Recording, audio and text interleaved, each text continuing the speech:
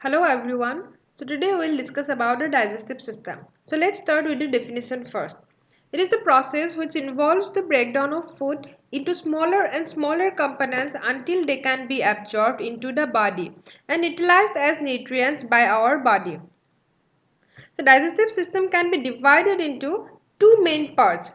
So first one is GI tract and second one is accessory organs. So GI tract includes mouth, pharynx, esophagus, stomach, small intestine, large intestine, rectum and anus.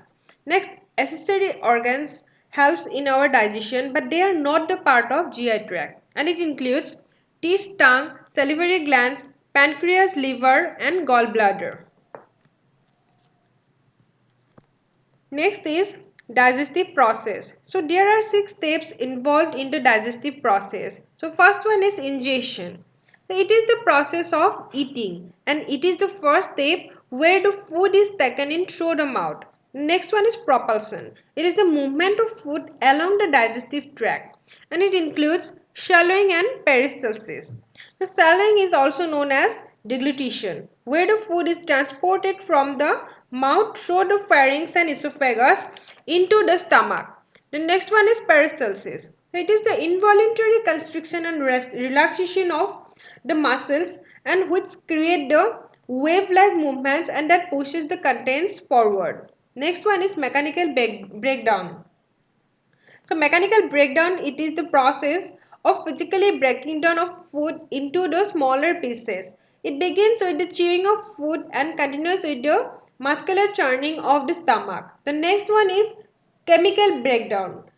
It is carried out by the enzyme in the stomach and small intestine. The next one is absorption. It is the movement of nutrients and water from the lumen of the small intestine into the cell and then into the blood. Then last one is defecation. It is the elimination of digested waste. So how the digestive system work? So the food we take that passes through a specific canal which is GI tract and that begins with the buccal cavity and ends at the anus. So the food gets digested gradually as it passes through the various parts of the GI tract. So the mouth is the beginning of the GI tract. Okay, so where the food is taken in through the mouth and that process is known as ingestion. We have already discussed about this term in your previous slides.